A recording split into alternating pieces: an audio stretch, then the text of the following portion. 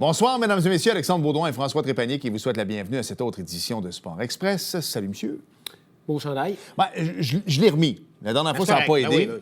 Mais là, je le mets. Alors, j'affiche mes couleurs. Vous serez surpris d'apprendre que j'y vais avec les Eagles de Philadelphie. Écoute, salutations à Carl Fortin, notre ami pharmacien, qui est un grand fan des Eagles. Exact. Tu sais, Alex. Alors, son équipe va-t-elle se rendre jusqu'au bout?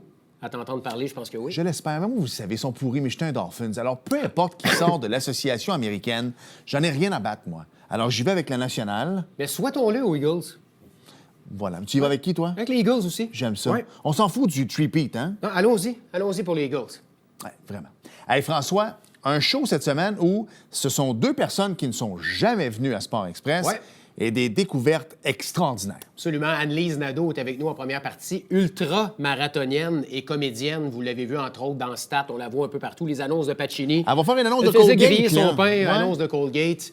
Très gentille Anne-Lise qui sera avec nous en première partie. En deuxième partie d'émission, on parle de la folie des cartes sportives, oui, monsieur. Alex, avec Olivier Durand, qui est le copropriétaire du magasin La Carte Cachée ici, juste à côté, la porte d'à côté dans le Vieux-Saint-Jean. Et on va même ouvrir un paquet en ondes. Ouais. Ouais. Bienvenue à Sport Express.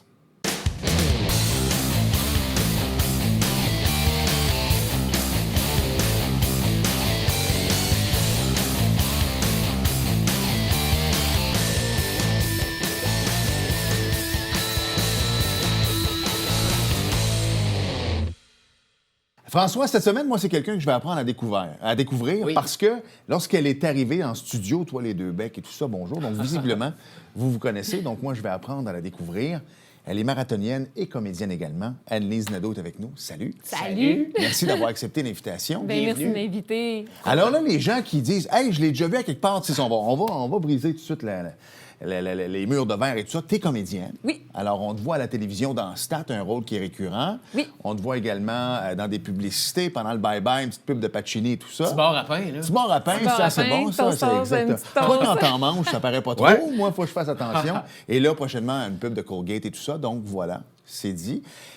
Avant d'embarquer dans le marathon et tout ça, le fait d'être comédienne, est-ce que c'est quelque chose que puis ta fille, on va y revenir tantôt, est comédienne également, est-ce que c'était une passion pour toi quand tu étais jeune ou c'est arrivé comme sur le temps? C'est arrivé sur le tard parce qu'en fait, moi, mes études ont été beaucoup plus du côté de la musique. Donc, Ouais. j'ai fait un bac en jazz, en chant jazz. Puis c'est vraiment par la suite, c'est par les studios, en fait, de voix. Puis là, c'est ça qui m'a amenée sur les plateaux télé comme comédienne. Donc, je m'étais trouvé un agent à l'époque, puis j'en ai eu une couple depuis. Mais là, j'ai une agence qui travaille avec moi depuis plusieurs années. Donc, j'ai pas de formation comme comédienne. Tu sais, j'avais fait de l'impro, Ouais. j'avais fait du théâtre plus jeune, mais c'est vraiment par les... Tu sais, c'est des métiers de pigiste puis Ouais. de demande qui font comme « Hey, toi, tu serais bonne là-dedans. » Puis finalement, ben tu finis par faire plein d'affaires. Tu sais. Mais tu as eu un parcours aussi en chant jeunesse, personnage jeunesse, que je pense que tu as laissé tomber un petit peu. Oui. Mais il y a peut-être des parents ou des plus jeunes qui regardent l'émission et disent « Ah, elle me dit quelque chose aussi. Ouais. Anne Lune, Anne qui est un Lune. personnage Ah, aussi. voilà. Ça a ouais. été mon personnage pour enfants. Pendant 7 ans, on a fait de la tournée partout au Canada. Je faisais ça avec mon conjoint. Ouais. Lui écrivait les chansons, moi j'écrivais les textes. Puis on a roulé avec ça pendant 7 ans. Puis c'est vraiment la pandémie là, qui a fait en sorte que là, ben, on n'avait plus de spectacle. C'était difficile Ouais. de maintenir en vie un projet qui finalement, on ne pouvait pas aller sur scène. Là. On a été plusieurs années les artistes à avoir... de la difficulté avec les arts de la scène. Donc, on avait mis une hache là-dedans, puis j'ai décidé de travailler plus du côté des adultes au niveau de la musique. Donc, j'ai continué le jazz, puis de mettre de l'énergie dans mon travail de comédienne puis d'animatrice. Ouais. Je vais faire une petite analogie entre le marathon et le métier de comédienne. Ma fille, l'été passé, pas cet été, l'été d'avant, elle a fait une pub parce que c'est une joueuse de hockey, elle a fait une pub pour Coke Zéro. Elle est au Colisée Laval et tout ça. Une pub qui a roulé pendant 1 an. Beau petit chèque, d'ailleurs, pour quelqu'un de... et c'était long, Annelise. C'était long. Est-ce que des fois, le fait d'être marathonienne, ça t'aide dans des longues journées comme ça? Parce que t'es capable de te parler à toi-même, parce que c'est un long marathon, une journée. On a, tu sais, moi, là, un petit 30 secondes à la télé, en fait, on l'a vu 10 secondes, elle, mais 30 secondes total, c'était quasiment de 6 heures le matin jusqu'à minuit le soir. C'est excessivement long. hein. C'est des longues journées, puis Puis je dirais même sur un projet, par exemple, comme là, j'ai fait l'année passée, j'étais stand-in. Je ne sais pas si vous savez c'est quoi stand-in. Non, on va expliquer. Stand-in, en fait, c'est une doublure lumière. Donc, OK. par exemple, sur une série américaine, les actrices vont avoir des doublures lumière. Donc, ils vont prendre des filles qui ressemblent, ou des filles ou des gars pour les acteurs, qui vont ressembler à l'acteur principal. Puis, on prend la place dans l'éclairage, on fait les tests caméra, puis tout ça, pour pas, justement, fatiguer la personne qui a le rôle principal. Donc, puis ça, bien là, c'est sur du plusieurs mois, en fait, à travailler du 65, 75 heures semaine. Donc, j'ai été 7 mois sur une série télé. Et là, j'avoue que sur un long terme comme ça, là, c'était vraiment un ultramarathon. Là. Moi, je suis ultramarathonienne. Je cours des très longues distances, mais là, c'était vraiment mon esprit d'ultramarathonienne qui faisait en sorte que j'étais comme, OK, je sais qu'il y a une fin à un moment donné. On ne sait pas c'est quand, comme un ultramarathon. Tu sais pas dans combien de temps tu vas finir. Là. Tu sais que tu vas finir, tu vas franchir le fil d'arrivée à un moment donné, mais tu sais pas quand. Mais c'est exactement ça. Un projet télé, ça peut être la même chose. Là. Je veux qu'on parle de cette passion de la course à pied qui est en toi depuis longtemps. Comment ça a commencé, cette passion-là? En fait, moi, je m'entraînais. Moi, j'étais pas sportive là, quand j'étais jeune, mais pas pantoute. OK, mais pourquoi, à chaque fois qu'on a reçu quelqu'un ici qui font des marathons, C'est vrai, hein? ils disent toujours hey, « Moi, là, t'es pas sportif pour Saint-Saëns. Ouais. C'est drôle, hein? Mais moi, quand j'étais jeune, j'avais en horreur les cours d'éducation physique parce que c'était des sports d'équipe. Ouais. On a l'impression d'entendre Philippe Lanier, Carl Fortin, pleinement. qui est venu, qui sont des Exact, marathoniens. ouais. Qui... Bien, c'est ça l'affaire, c'est que quand on est jeune, les profs d'éduc, là, ils mettent ça des sports d'équipe. Mais quand C'est t'es vrai. pas super doué, que t'es pas super moteur, bien, tu trouves pas ton compte là-dedans. Puis c'est vraiment plus tard que bien, tu découvres que, mais peut-être qu'aller faire du cardio dehors, j'aime ça être dehors. Fait que c'est vraiment plus tard que c'est venu. Et bien, c'est quand mes enfants sont nés, en fait, j'ai commencé à courir un peu avec la poussette. Tu sais, je me dis, OK, je vais courir entre deux poteaux. Le fameux puis, cardio-poussette. le cardio-poussette. Je ne l'ai pas fait de façon organisée parce que c'est ça. Ça, c'est une autre affaire. Moi, des cours organisés que tu as une plage horaire dans un calendrier tout le temps à la même heure, j'haïs ça. Moi, c'était pour une autre raison. Marie-André, pour nous d'aller là, c'est une secte, cette affaire-là. Eux autres, ils reviennent, ils sont 10. Toi, Alexandre, t'as fait quoi aujourd'hui, ça? Mais moi, j'ai parlé avec Martine, puis son chum, il fait ça. Ouais. Non, moi, j'étais bien content qu'elle n'ait pas d'aller... C'est ça. C'est pas bon pour les chums dans ce temps-là. Tu sais, puis un collègue comédien à toi, Patrice Godin, c'en était un autre, ce qui disait, je pense qu'il courait à peine 100 mètres, puis il était brûlé, puis s'il y en a un qui est en forme aujourd'hui, c'est bien lui. Là. Tout à fait, exactement. Fait que, tu sais, c'est pas grave si ça vient sur le tard, mais ça devient une passion qui prend beaucoup, beaucoup de place. Et dans mon cas, bien, c'est même rendu que j'en fais un peu mon métier, finalement. Oui. Mais, tu sais, c'est bien beau avoir une passion, découvrir un sport qui est la course à pied, mais tu l'as dit, tu es une ultra-marathonienne. C'est plus un peu ça, hein? Oui, c'est plus un peu. En fait, c'est beaucoup plus. Oui, bien, dans le fond, un marathon, c'est 42 km. Ouais. L'ultramarathon, on va le partir à peu près à 50 km, puis après ça, il n'y a pas de fin.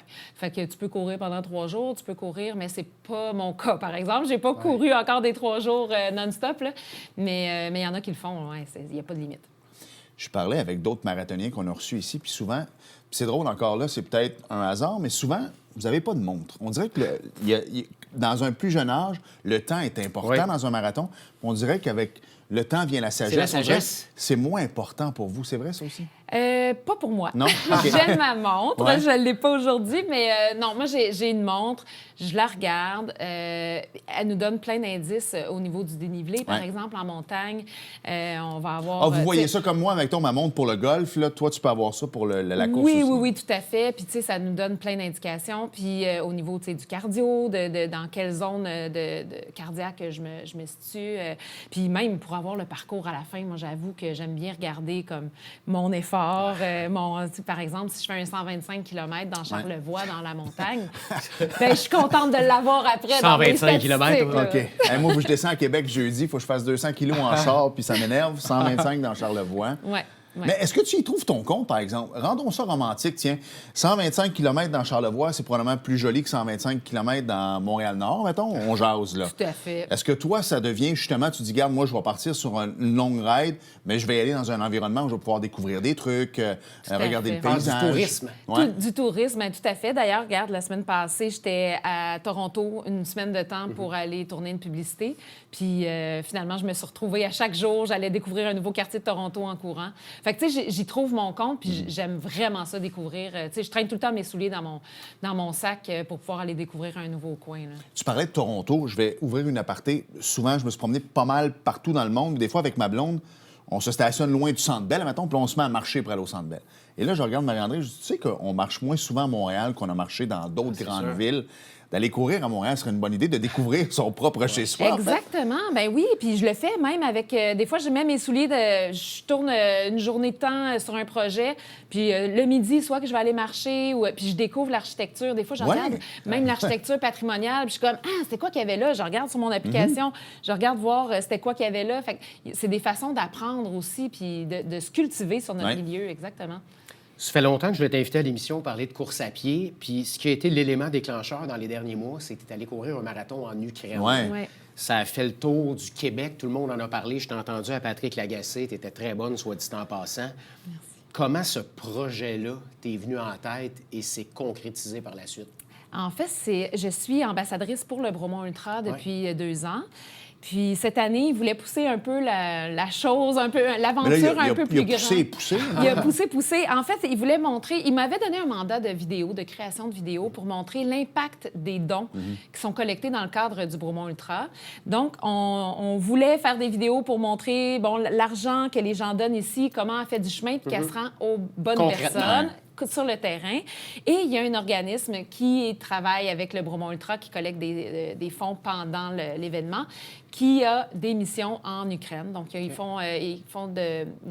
rebâtissent des maisons, en fait. Ils ramassent de l'argent pour donner des matériaux aux gens pour qu'ils puissent rebâtir leurs maisons qui ont été détruites par la guerre. Et ils ont eu l'idée de m'envoyer avec cet organisme-là qui s'appelle Relief Aid. Puis, je suis allée sur le terrain avec eux. Puis, pour le côté symbolique, j'ai couru un marathon là-bas aussi dans les rues de Irpin, qui est une petite ville près de Kiev. Alors, ça a été toute une aventure. Est-ce qu'on dit oui tout de suite, Anne-Lise, quand on se fait proposer un projet comme ça? On en parle en famille aussi, j'imagine. Il faut passer ça au comité familial. Mon chum, il n'a pas pu me dire non. Il était comme, je peux pas t'empêcher de vivre une expérience comme ça. En même temps, plus le jour J arrivait... Moi, j'avais perdu du poids, j'étais stressée, là. Puis plus j'approchais, plus je voyais qu'il y avait des attaques russes qui s'intensifiaient. Puis là, moi, je suis pas une fille qui connaît la guerre. Je suis pas une fille qui a un intérêt pour ça. Il y en a qui connaissent regardes ça. les nouvelles, puis c'est correct. C'est bien en masse. Je suis pas une fille qui tripe ses films de guerre, puis pantoute. Fait que moi, j'arrivais là comme... Néophyte, Néophyte, exactement. Je trouvais pas comme... Le vocabulaire, je connaissais pas toute la logistique autour de ça. Fait que je me suis laissée guider, j'ai fait confiance, mais ça a été vraiment une expérience stressante, mais qui est un life changer. C'est vraiment, ça change une vie. Là. On va en parler de ça. C'est con, mais on était quand même dans le centre de la crise du verglas, ici, en 98. Et j'avais de la famille, moi, sur la Rive-Nord, mettons, qui comprenait, mais qui comprenait pas. Ils voyaient les images à la télé, mais ils comprenaient pas qu'après 2 semaines et demie, nous, sans électricité, on commençait à être compliqué. Puis à un moment donné, ma famille est comme traversée juste l'autre bord du tunnel. Et c'est là que mon oncle a fait comme, oh, j'ai pogné un choc. Parce on est ailleurs. À Montréal, c'était quelque chose. À Laval, la vie continuait. Il dit là, j'avais l'impression, nous, on est de Saint-Bruno, et j'avais l'impression d'arriver à Saint-Béroute. Il appelait ça comme ça, les routes pas dégagées, pas d'électricité, les arbres déracinés et tout ça. Fait que quand t'es pas dans le concret, des fois, t'as de la misère à t'imaginer. Quand tu as atterri et que tu as mis le pied en sol ukrainien, ça a été quoi ta réaction? En fait, ce qui est étrange là-bas, mon premier choc, ça a été en Pologne, parce qu'on atterrit en Pologne et ensuite on prend le train jusqu'en Ukraine. Il n'y a pas d'avion en Ukraine présentement. Ce serait beaucoup trop dangereux. Oui. Mais quand je suis atterrie en Pologne, ce qui est arrivé, c'est que j'ai su ce qui s'était passé pendant que j'étais dans l'avion. Et il y avait eu des bombardements sur Kiev, là où je m'en allais, dans la ville où je m'en allais. Puis moi, j'étais pas supposée être sur la ligne de front. J'étais pas supposée... j'étais quand même supposée être dans un assez sécuritaire. Mais sans rentrer dans des cours de géo, Kiev, c'est quand même au nord-est, je pense, au nord-ouest. Oui, exact. Ouais. Alors, c'est quand même loin de la frontière fait russe. Que, quand tu dis que ça a été bombardé, puis qu'ils ont bombardé des centrales électriques là-bas, mais là... En fait, c'est vraiment fréquent.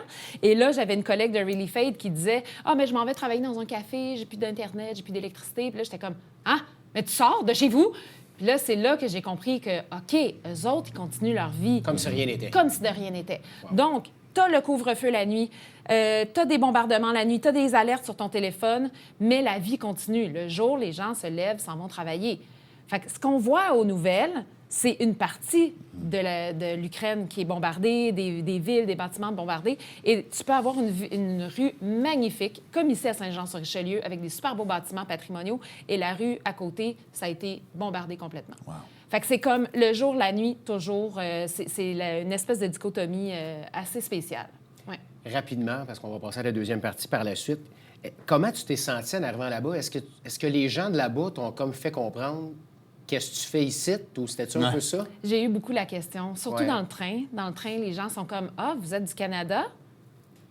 Qu'est-ce que vous faites ici? » Et Parce en que même j'ai pas de vêtements militaires, j'ai pas de trousse de premiers soins. Souvent, c'est ça, là. C'est les gens qui... T'es pas de médecin sans Non, c'est ce que Médecin j'allais dire. sans Tu n'allais pas là en aide humanitaire non plus. Exactement. J'étais vraiment là en observatrice. Par contre, j'étais là avec le gars de Relief Aid qui, lui, Ouais. c'est un gars de terrain. Il fait de la coopération internationale depuis des années. Donc, c'est pour ça que j'étais en de bonnes mains. Là, il pouvait me conseiller sur quoi faire si jamais il y a un bombardement. Parce qu'il y en a eu là, quand j'étais là-bas. Là. On n'est pas dans ta vie de tous les jours et on va s'arrêter là-dessus, mais si on parlait à ton chum, à tes enfants, je sais pas si tu en as plus qu'une, là, mais est-ce qu'il dirait « Ouais, maman, ma blonde a changé depuis son retour », dans le sens pas changé, mais est-ce que tu approches les choses On différemment voit la vie des d'une fois? autre façon? Ouais. Je pense que oui, puis ils savent à quel point ça a été un moment important dans ma vie. Puis j'ai pu aussi leur amener l'autre côté de ce qu'on voit dans les médias. Fait que je pense qu'ils l'ont vécu. Puis en même temps, ils ont vu aussi c'était quoi d'avoir peur de perdre un proche. Aussi. Et les gens là-bas ont peur de perdre des proches constamment. Ouais. Tous les jours, ils ont peur de perdre des proches. C'est comme si on disait ici, ah ben cette nuit, c'est Saguenay qui a été bombardé. Ben aujourd'hui, c'est Sherbrooke. Ben, Ouais. on connaît tout le temps quelqu'un dans ces milieux-là. Ben, c'est la même chose là-bas. Fait que c'est comme eux autres, c'est Kharkiv, c'est Kiev, c'est une autre ville. Mais c'est le même pays, là. Fait que C'est important d'en parler parce que c'est tombé dans notre quotidien. Ça fait une guerre de 3 jours qui est rendue 3 ans. Alors, à un moment donné, c'est comme rendu normal d'en entendre parler, mais c'est bon de relativiser les choses. On est bien ici. Oui, vraiment.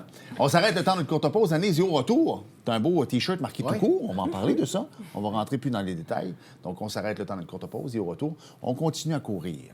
Bougez pas.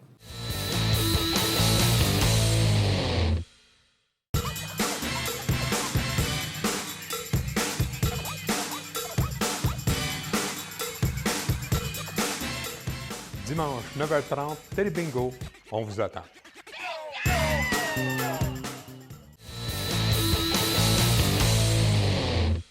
Nous sommes de retour à Sport Express. Hey, tantôt, rapidement, on a parlé de comme quoi tu es comédienne, tu avais des enfants dans le métier et tout ça.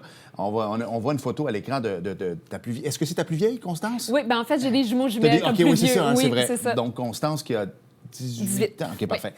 Constance Munger, qui est dans un rôle titre, il faut le dire, peut-être de renommer l'émission. C'est Premier Trio, donc elle a le rôle principal dans Premier Trio, la série de hockey de Radio-Canada. Voilà, exactement. On rentre dans nos cordes là, de Sport Express. Oui, vraiment.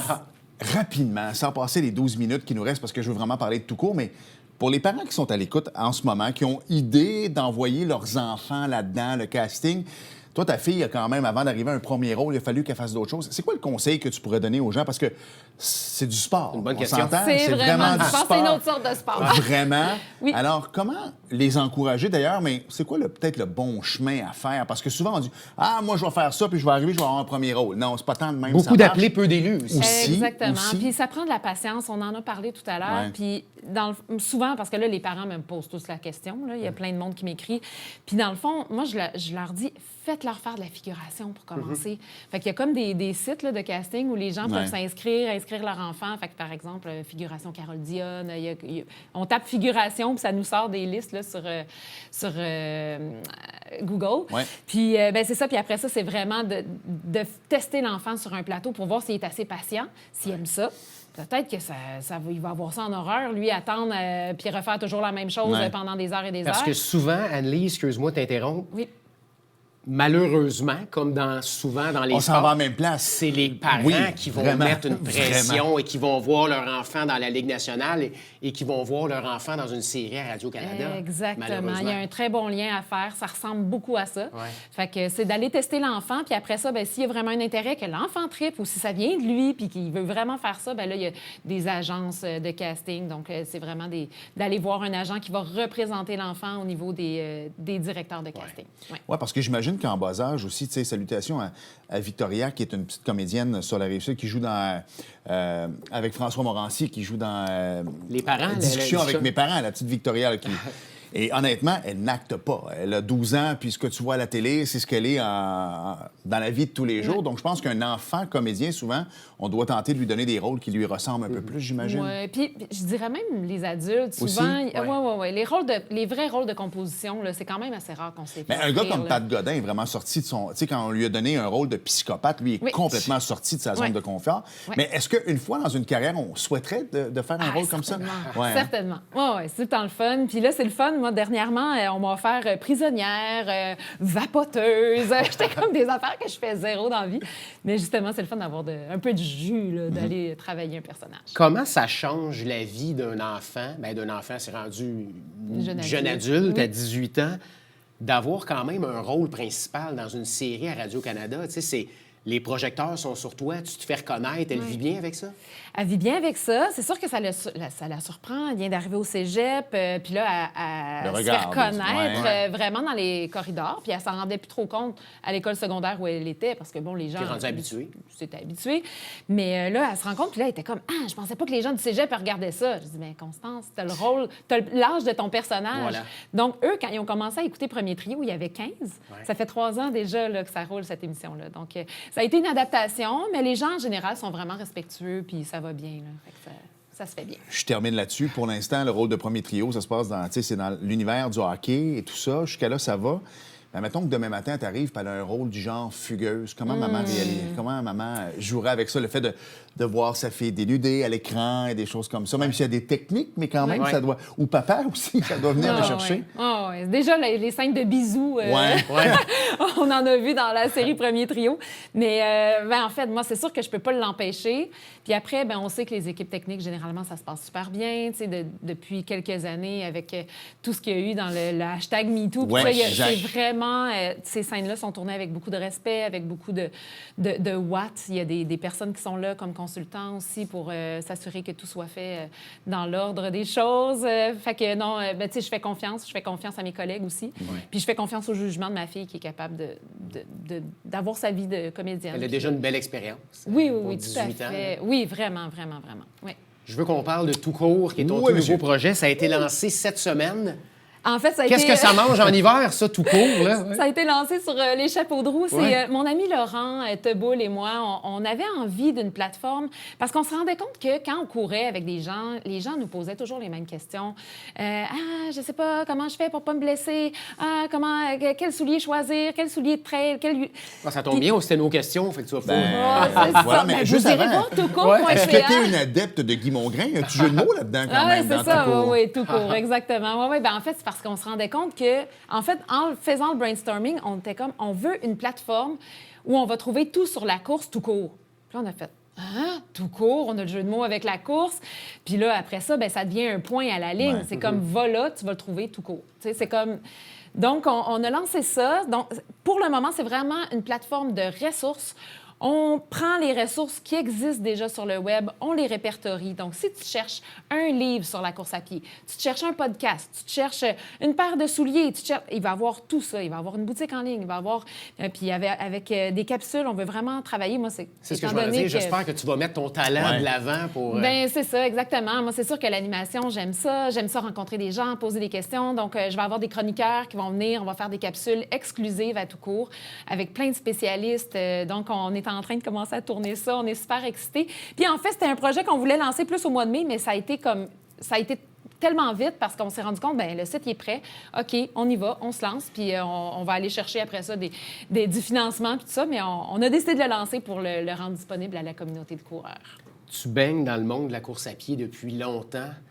Parle-nous de la popularité de la course à pied. À chaque fois qu'on a des coureurs ici, on dirait qu'on n'en revient pas comment le sport de la course est en montée fulgurante tout le temps. C'est dû à quoi?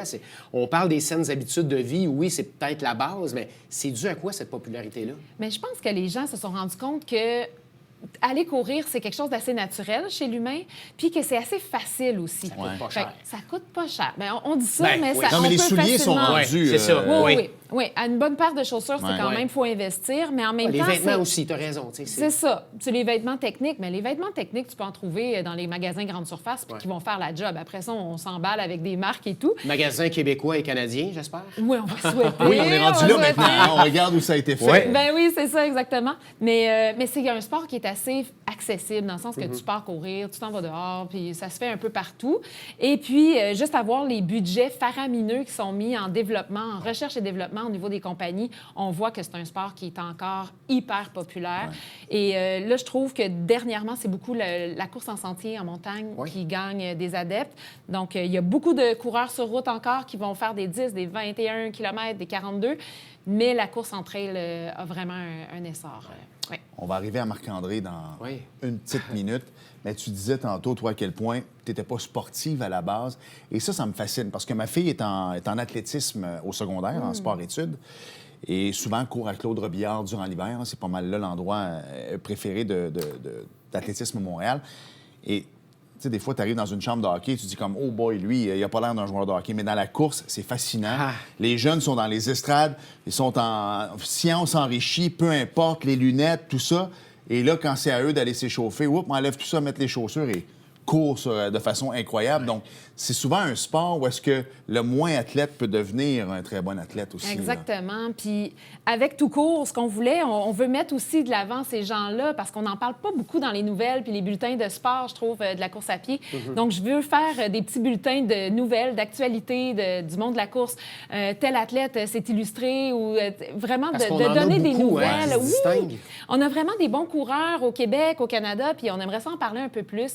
Donc, on veut vraiment mettre le sport de la course à pied à l'avant avec tout court. Puis ce que j'aime de la course, on l'a vu surtout avec les derniers Jeux olympiques, c'est fou comment les athlètes canadiens et québécois en course à pied, en athlétisme, ce sont des gens qui vont devenir des médecins, des ingénieurs, tu sais, des gens pour qui l'école Ah ouais, est hyper important, des coureurs qui sont aux Jeux olympiques, qui sont à l'Université Laval à Québec. C'est Ouais. extraordinaire de voir ça, que c'est justement ça. Quelqu'un dans le réseau universitaire canadien termine dans le top 10 au monde Ouais. en 2000 mètres. C'est fou quand même. On n'aurait pas pensé Ouais. à ça il y a une quinzaine d'années. C'est vrai. Parle-nous de Marc-André un peu. C'est un peu... La vie, des fois, est drôle, est ironique, dans le sens que y a-tu quelqu'un à l'autre bord? Est-ce qu'il y a une vie après? Et là, tu dis, c'est arrangé, son décès. On s'entend, lui, qui a couru comme ça toute sa vie pour son père qui était décédé de maladie cardiaque. Il a fait les 12... À 44 ans, à Exact, 40 les ans 12 ou travaux de 40. Marc-André et tout ça. Et première chose qu'on sait, paf, il part en randonnée, le cœur lâche. En fait, c'était la mort idéale pour lui. Ouais. Mais ça nous a tous pris, et surtout pour les gens encore Ah. plus qui le connaissaient. Nous, c'était un ami de Sport Express, mais on ne le côtoyait pas à l'extérieur. Mais On ça- a réalisé on a comment réalisé. Marc-André Oui, avait un impact dans le c'est monde de la fou. course à pied. C'est fou à quel point, quand ça a été la pierre qui est tombée dans l'eau, les ronds Oui. autour ont vraiment résonné très loin. Puis d'ailleurs, c'est la fille des amis de mes parents qui l'a trouvé dans la montagne. Ça a été aucune chance. Hein, ouais. Ils ont essayé de le réanimer, ça n'a pas fonctionné. Puis, ben, pour nous, Marc-André, c'était une figure emblématique du monde de la course à pied. Il était impliqué Ouais. partout. Il était là partout. Bromont, il était là, justement. Il était là à l'UTHC. Il était toujours là pour faire des entrevues avec les athlètes, avec son balado qui Ouais. était super populaire avec Tout Trail. Puis c'était un gars empathique. Moi, il m'a ramassé à la petite cuillère quand j'ai été obligée d'arrêter une course en plein milieu de la nuit dans Charlevoix. À un moment donné, il m'a ramassé en larmes. Puis ses grands bras qui te prenaient, puis qui comprenaient, puis tu savais qu'il comprenait. Il comprenait le monde de la course comme Oui, vraiment. personne. Ouais. Puis, ben, en fait, je m'inspire aussi de son œuvre pour Tout court, parce que je me dis, Tout court doit être là où Marc-André était. Vraiment de continuer ça. Marie-Ève Pellan, qui est sa collègue de Oui, Tout Trail, vraiment. elle a continué aussi. Puis je pense que c'est important que tous ces gens-là continuent. Dans le fond, c'est vraiment l'esprit de communauté. Puis c'est ça qu'on veut faire sortir avec Tout court. Parce qu'on s'en rend compte, le monde de la course à pied, vous avez beau être plusieurs coureurs partout au Québec, c'est une petite famille, hein? C'est une Ouais. petite famille. Puis moi, Ouais. je le répète, là, quand le décès de Marc-André a été annoncé, j'ai vu des gens de partout au Québec lui rendre hommage. Puis, tu sais, nous, on le connaissait bien, il venait souvent à l'émission, mais on dirait qu'on ne réalisait pas l'impact qu'un gars avait, un gars de la région avait dans son sport comme Je ça. ne sais même pas si lui, il a pu réaliser ça. Je pense pas. Honnêtement, je crois pense pas. Non. En fait, je pense pas qu'on puisse C'est réaliser... un gars qui était humble à la Ouais. base, on Oui. s'entend? Ah, jamais il aurait parlé de ça, jamais, jamais. Mais il connaissait les coureurs par leur nom. Il savait, quand les gens traversaient la ligne d'arrivée, il les connaissait. Puis il avait comme déjà en tête tous les exploits que ces gens-là avaient faits. C'était une encyclopédie sur Ouais. deux pattes. Ouais. Il reste une minute. Qu'est-ce qui s'en vient pour toi? Est-ce qu'il y a des événements de course à pied qui s'en viennent? Est-ce qu'il y a des invitations à faire aux gens pour aller courir avec vous, Ouais. découvrir des Et événements? donner le lien de ton pour Ouais. tout court Ben aussi. oui, c'est sûr. En fait, il va y avoir le Bromont Ultra. Les inscriptions vont s'ouvrir au mois d'avril. Moi, je ne sais pas si je vais faire le 160 km parce qu'au départ, j'étais supposée me lancer le défi du 160, mais là, avec tout court, qui va probablement nous prendre beaucoup, beaucoup de temps, je ne sais pas le temps que j'aurai. parce J'imagine que tout évidemment, court va être sur place. Tu sais, tout vous allez court, peut-être c'est vous ça. promener un peu. Hein? On a des meetings en Ouais, ce c'est sens. ça. Mais non, c'est ça. Fait que quelle forme ça va prendre cette année pour moi, le Bromont Ultra, on verra.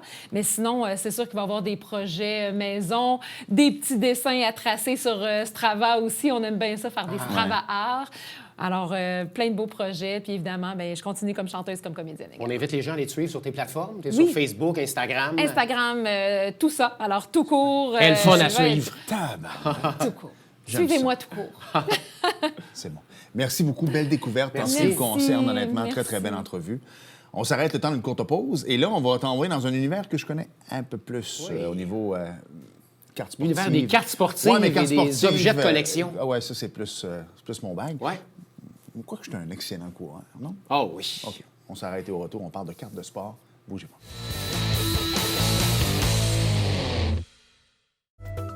Ici Mario Tremblay. Je vous donne rendez-vous les mardis et jeudis à 17h pour la tribune TVHR, votre émission d'affaires publiques dans le Haut-Richelieu.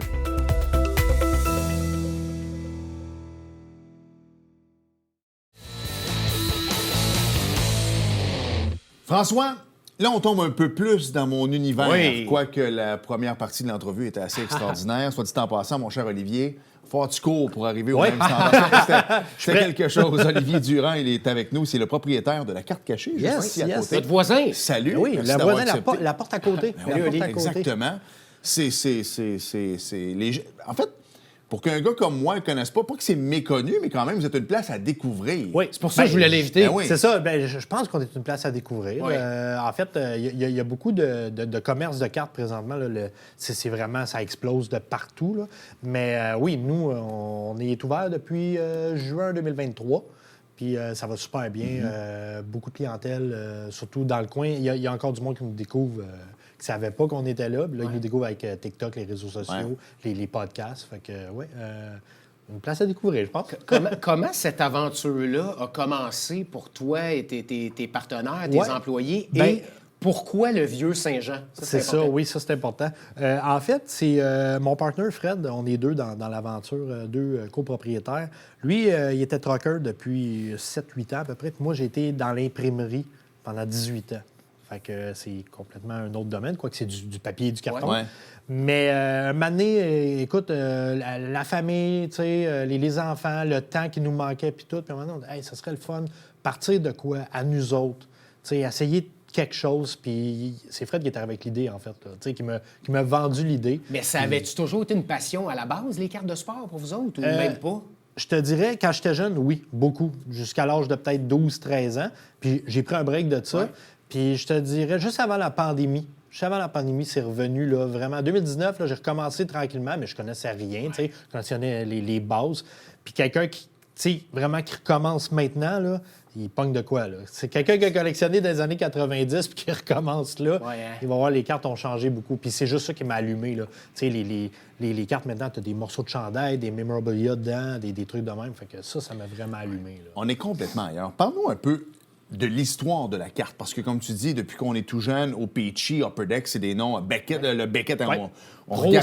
set. Exact, Gros gros set. On regardait le Beckett, savoir combien la carte valait de semaine en semaine, de mois en Ouais. mois. Tu sais, mon père, qui a 82, qui est né en 1942, il dit « My God, tu sais, si j'avais pas fait l'épée de mettre des cartes de hockey ou de baseball à l'époque dans les roues de mon vélo pour que ça Eh fasse oui. du bruit, Ouais. je serais riche Ça a l'air, les aujourd'hui. Gretzky sonnaient plus fort, en plus. Exactement. sais, il y a du monde qui ont eu du Babe Ruth recru là, qui vaudrait peut-être, mais qui ont mis ça dans les poubelles. On s'entend là-dessus. Ben oui. Mais l'histoire de la carte, ça fait longtemps. Là. Toi, tu es un passionné plus depuis 2019, mais ça existe depuis les années 50. Ça existe depuis, 50. On a des cartes de hockey. On en avait une de Boum Geoffriron. J'ai mal dit, là, mais... mais on en avait l'autre côté, 1958. Mais tu sais, un gars comme Auguste Wagner, ou peu importe, la fameuse carte que Wayne Gretzky a été propriétaire de, là, qui valait... C'était la première carte à plus d'1 million. Pourquoi, lui, quand tu vérifies, ça a été un bon joueur de baseball, mais en même temps, c'était pas un nom aussi connu que Cy Young, des choses. Pourquoi sa carte à lui? En fait, c'est tant qu'à moi, là, c'est vraiment une des cartes les plus anciennes qui existent dans le monde du baseball. Puis c'est la carte qui est de meilleure qualité. Fait que c'est juste ça qui fait que la valeur est là. Tu sais, je veux dire, c'est une carte, je ne me souviens plus l'année exactement, puis elle est quand même bien gradée, là, elle est bien conservée. C'est ça qui fait la valeur. Tu sais, une Gretzky gradée en bas de, mettons, 5 ou 6, parce que l'échelle, c'est de 1 à 10, peut valoir beaucoup d'argent, mais une gradée 7, 8, 9, là, on parle des milliers de dollars. Là. On va en parler tantôt plus en détail, justement, du gradage de cartes. Je reviens à ma question de base. On a compris votre passion pour les cartes de hockey. Pourquoi le vieux Saint-Jean pour s'installer et s'ouvrir une boutique? Oui, le vieux Saint-Jean, en fait, ça va être plate comme réponse, mais démographiquement, c'était l'endroit qu'on trouvait qui était le plus accessible et il n'y avait pas exactement ce qu'on voulait faire. Mais là, je dis ça, tu sais, et il y a un autre magasin, là, Zone Collection, qui sont à Saint-Luc, en fait, tu sais, pas trop loin. Puis on est arrivé à peu près en même temps. Fait qu'on a eu la même idée. C'est un hasard, c'est pas, tu sais, ça a vraiment... C'est de venir chercher le marché de Saint-Jean-sur-Richelieu. C'est ça, carrément. Tu sais, on a Tombe 2 aussi, qui sont très bons, mais eux, c'est plus jeux ludiques et Magic. Plus des cartes comme ça. Oui, c'est ça, plus des cartes comme ça. Des cartes non sportives dans le jargon des TCG. Trading Card Games, sont plus spécifiques là-dedans. Ouais. Mais nous je dirais qu'on en vend beaucoup. Le sport hockey, ça marche vraiment fort à carte cachée. Là. Parce que c'est notre sport national, mais on s'entend que la personne qui va vraiment développer une passion va vouloir se diversifier aussi. On s'entend, c'est comme un peu, moi j'ai beaucoup de... Ce mot-là, j'ai de la misère, mémorabilia. Voilà, exactement. J'ai de la misère, moi aussi. J'en ai beaucoup de hockey, mais là, je commence à me diversifier vraiment. De la boxe, je te parlais de Mohamed Ali, j'ai du Raphaël Nadal, j'ai des choses, tu sais, des trucs signés de matchs et des choses comme ça.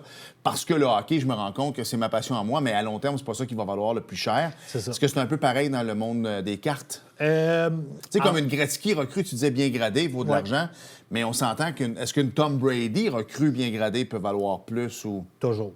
Michael Jordan, tous les gros joueurs, exemple, Michael Jordan, de tout sport confondu, là, Tom Brady, les plus grands, là, Kobe Bryant qui est décédé, ça aussi, c'est des cartes qui peuvent valoir très cher. Il faut vraiment faire attention. C'est la base. Faire attention aux cartes, regarder qu'est-ce qu'on a comme carte, faire grader nos cartes. Ça a l'air non, mais faire grader une carte, c'est ça qui la fige. Mais parlons-en, Oli, de grader une carte. Qu'est-ce que c'est faire grader une carte? Faire grader une carte, c'est prendre une carte qu'on prend dans un paquet ou qu'on achète à quelqu'un normal, qui est une carte RAW qu'on appelle, et la faire évaluer premièrement, dire, OK, est-ce qu'elle mériterait la cote de 8, 9, 10? Nous, on offre ce service-là une fois par mois. Ça, c'est par rapport à la qualité de la carte, oui, c'est ça? c'est ça. Okay. Et puis, une fois que c'est fait, bien là, on décide. Est-ce qu'on l'envoie? On ne l'envoie pas?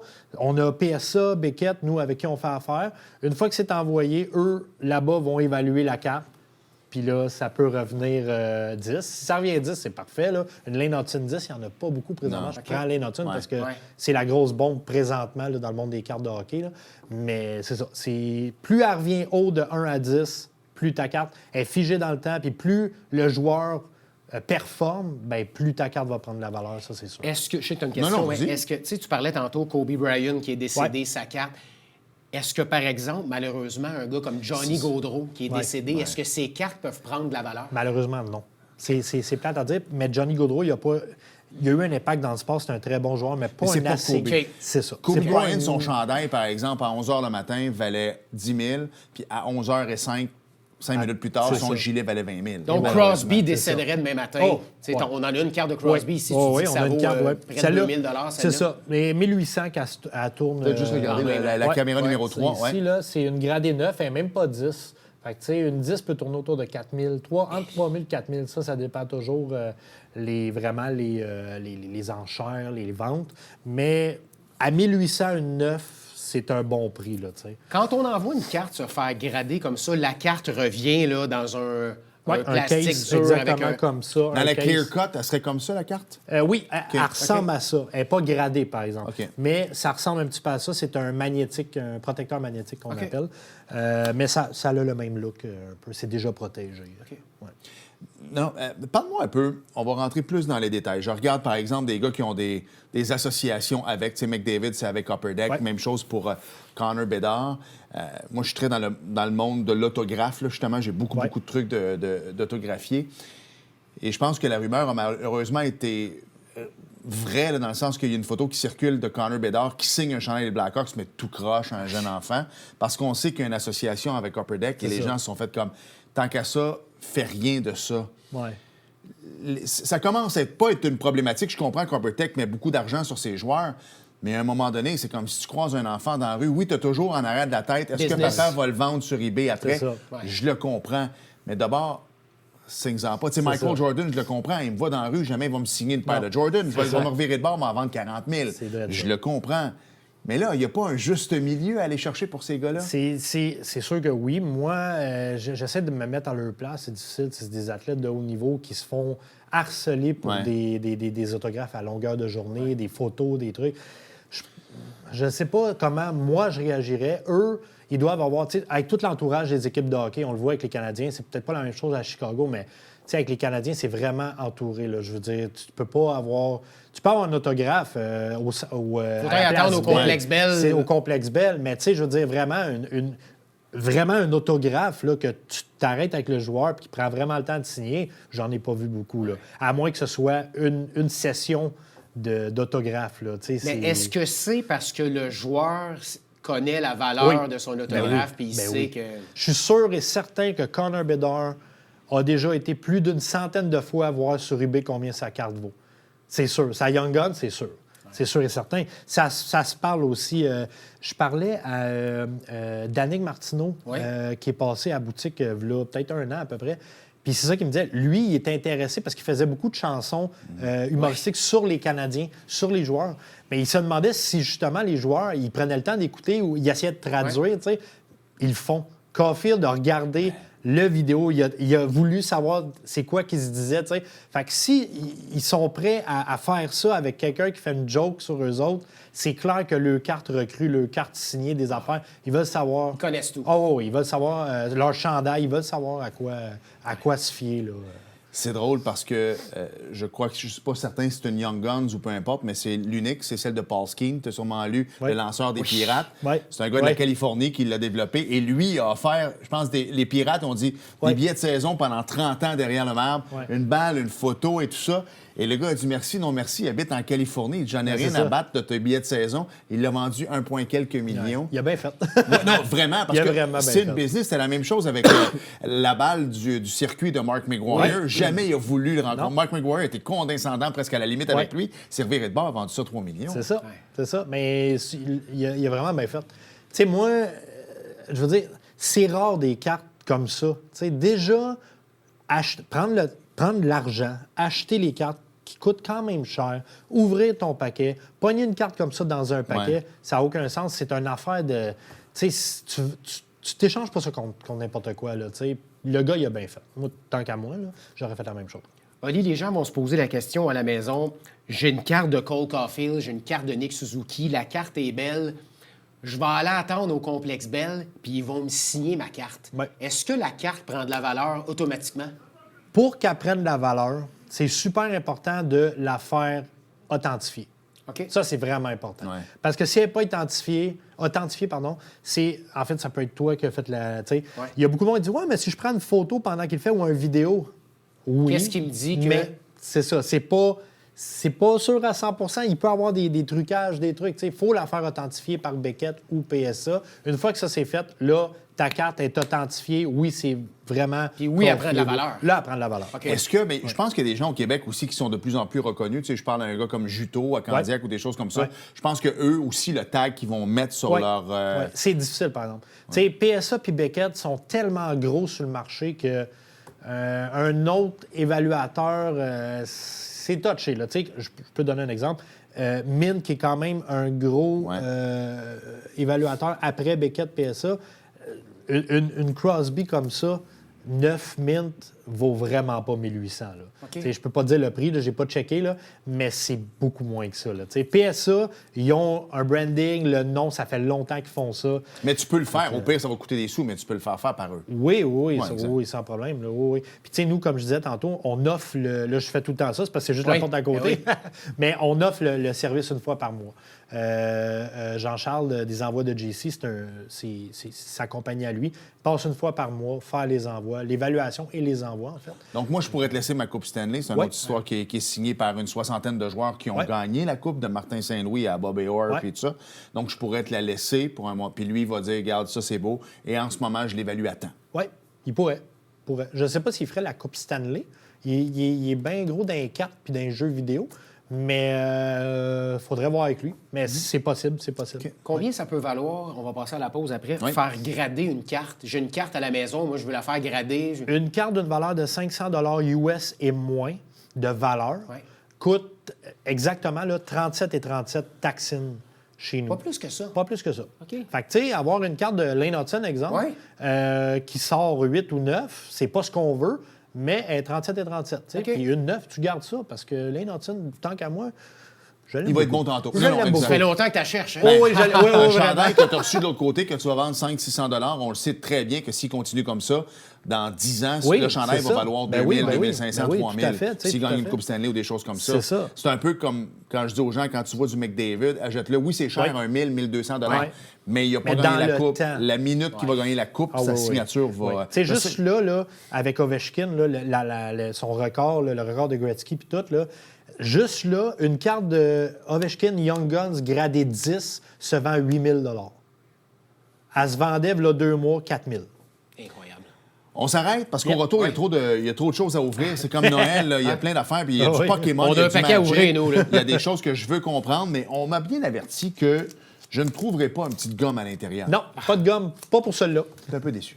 On s'arrête et on revient au retour avec notre ami Olivier et toutes ses cartes. C'est palpitant. Fascinant. Oui, vraiment. Bougez pas.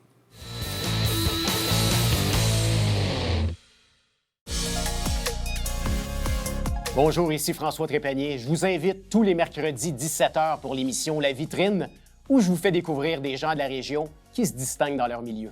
C'est un rendez-vous.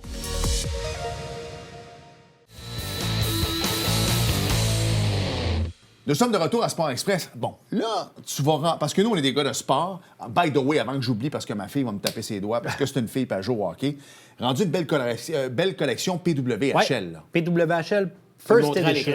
Oui, vraiment, là, ça se vend comme des petits pains chauds. OK. Vraiment, là, on est en rupture de stock. Oli, est-ce que, ma question va paraître stupide, mais est-ce que tu vois plus de jeunes filles en boutique venir acheter des cartes? Oui. Il y en a beaucoup qui m'en demandent, vraiment, vraiment beaucoup. Mais il y a beaucoup de garçons aussi. Okay. Oui, vraiment. Il y en a vraiment beaucoup. Là, c'est Est-ce qu'une Marie-Philippe Poulain va valoir plus cher que... La Marie-Philippe Poulain, 1 Gold, elle a été tirée, la Young Guns, elle a été tirée à Candiac. OK. Puis elle a été évaluée à 50 000. Hey, pour une joueuse de hockey féminin, tu n'aurais pas vu ça il y a 10 ans. Non, on s'entend là-dessus. Pas. Donc ça, c'est quelque chose qu'on va avoir. Du baseball, du football aussi, j'imagine, et tout ça. Mais il y a beaucoup de gens, tu sais, quand le jeu Pokémon était sorti sur les iPods, le monde se promenait partout, puis on cherchait les Pokémon. C'est quelque chose, depuis une trentaine d'années, qui est très populaire, en Asie, naturellement, et tout ça, mais au Québec aussi. Parle-moi, parce qu'il n'y a pas juste du sport, mais pour vous autres, c'est... Je regardais, là, une boîte qui vaut... on n'a pas le droit de dire les prix en ondes, mais quand même... Ceux-là, oui. Ceux-là, mon méga, qui vaut à peu près 300 $, c'est fou, là. Autour de 300 $, celle-là, puis tu sais, celle-là autour de 450. Mais parle-moi un peu, là, parce que moi, je vois du Magic, je vois du Pokémon. C'est quoi le but d'avoir ça? Magic, il y a beaucoup de joueurs Magic. T'sais, nous, on fait des soirées Magic. En fait, on peut jouer avec ces cartes-là. Oui, vraiment. Pokémon aussi. Nous, on fait des soirées Pokémon et Magic. Et puis, ça marche vraiment fort. Ça, tu peux collectionner aussi des cartes Magic, cartes Pokémon. Mais pour jouer, c'est beaucoup pour ça que les gens achètent en boutique, vraiment. Là, Puis tu peux avoir des cartes là-dedans. Là. Moi, je connais quelqu'un qui a payé un auto avec une carte Magic. On parle d'une voiture de 45 000. Il l'a payé cash. Je l'ai vu quand je suis allé un petit peu avant Noël au Promenade Saint-Bruno. Il y a Imaginaire qui est là. Et le monde arrivait à 7 h avec leur board et tout ça, puis s'installe, puis ils jouent. Là. Oui. Ah oui. Nous, on a la même chose de l'autre côté. C'est vraiment... On a des tables pour jouer. Tu peux amener ton deck, tes amis, tu t'installes, puis tu joues des games, tu achètes des paquets, on a des drinks, puis tout. Fait que c'est vraiment... c'est un jeu... Je suis pas vraiment hot dans Magic. Pour vrai, là, moi, c'est pas ma tasse de thé, mais mon partner puis notre employé, Tommy, eux là, sont pas mal calés là-dedans. Là. Puis à chaque fois, c'est drôle. Là. Quelqu'un qui rentre à la boutique me pose des questions. Ouais, je peux te dire les grosses lignes, mais je leur envoie à chacun sa spécialité. À chacun sa spécialité. Tu parlais de spécialité, puis je veux embarquer là-dedans. Je parlais d'imaginaire tantôt. Puis je sais que vous êtes une petite communauté quand même. Puis les gars, vous vous connaissez, les filles, puis tout ça. Puis vous voulez pas jouer dans les plates-bandes de l'autre et tout ça. Essaye. Voilà. Qu'est-ce qui fait, puis surtout, on parle beaucoup de revitaliser un peu le vieux Saint-Jean. C'est le fun que tu embarques ici, puis ils font... je pense que quand la neige va finir par tomber, on va voir à quel point les gens ont travaillé énormément ici depuis le mois d'octobre. On va voir... Place publique. Place publique, ça va être complètement changé.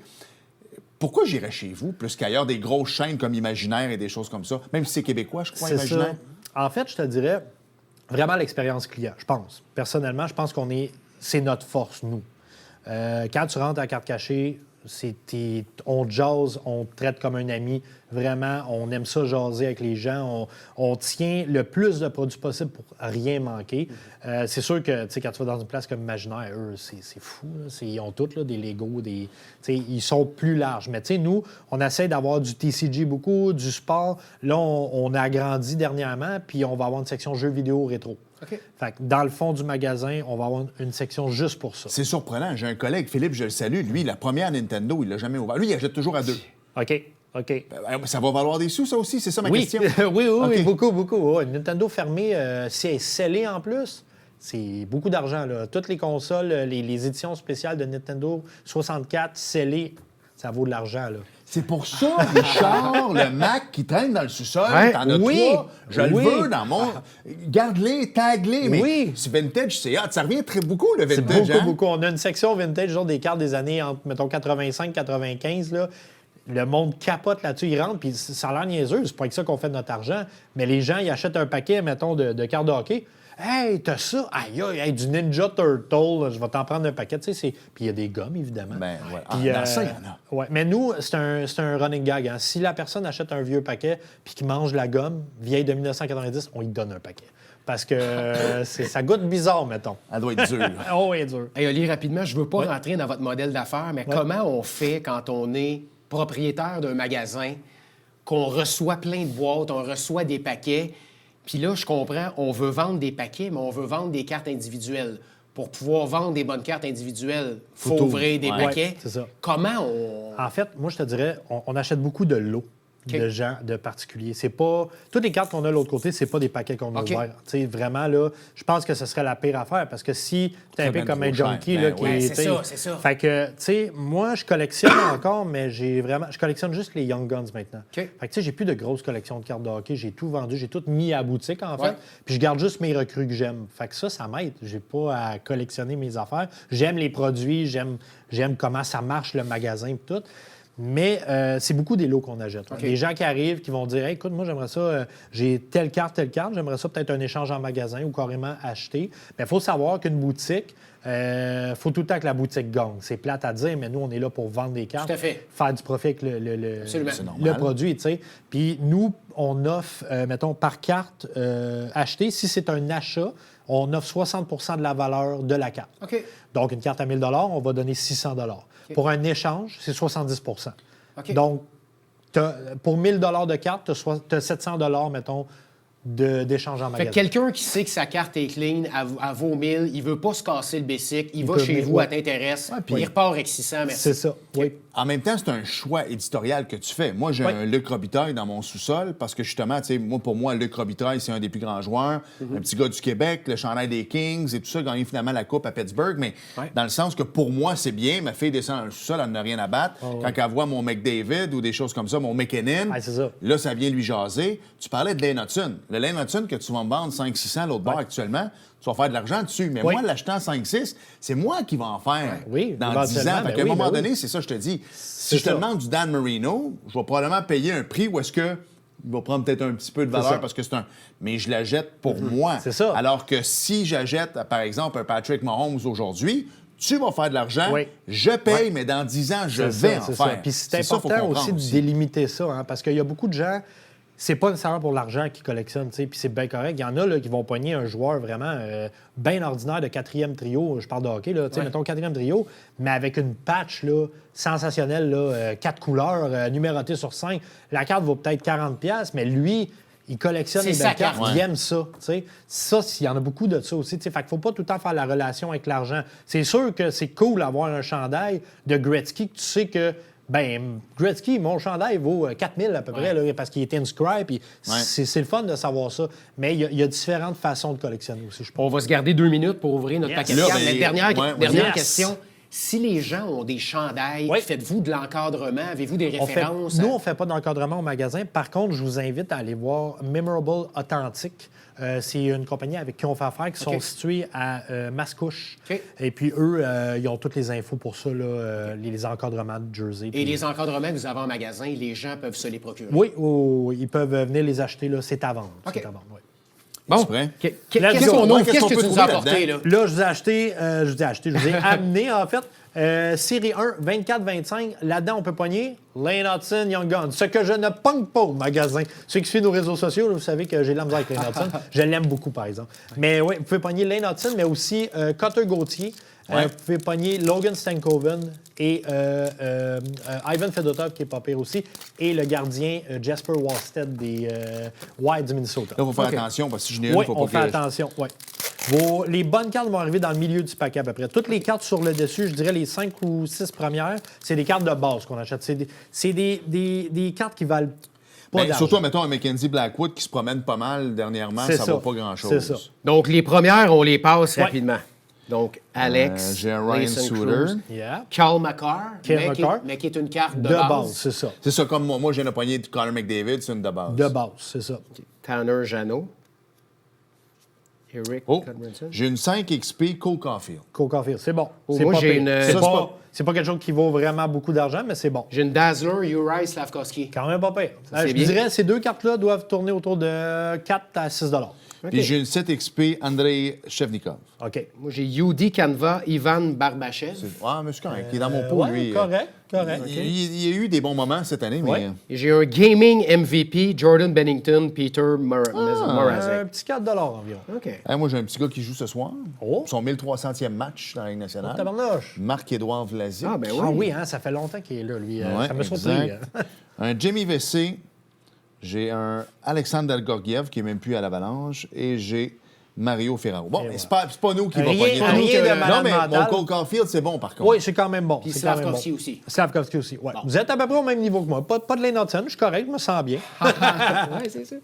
Hey, Mais merci, honnêtement, Oli. merci Ça beaucoup fait de plaisir, nous les avoir gars. fait Merci découvrir beaucoup de ta- m'avoir invité. ta On passion, invite c'est les gens à vraiment aller visiter à la intéressant. carte Oui. cachée, vous suivre sur les médias sociaux. Oui, tout ce qui est TikTok, Instagram, Facebook, la carte cachée. Vous pouvez passer en boutique, 149 Richelieu à Saint-Jean-sur-Richelieu. Bel endroit. Yes. Merci. Ouais, merci On à s'arrête le temps d'une courte pause. Au retour, il y avait du NASCAR. Ah, Quelqu'un oui. a gagné, je ne sais pas c'est qui. Vous le saurez au retour. Si ça ne vous intéresse pas, bingo, ça s'en vient.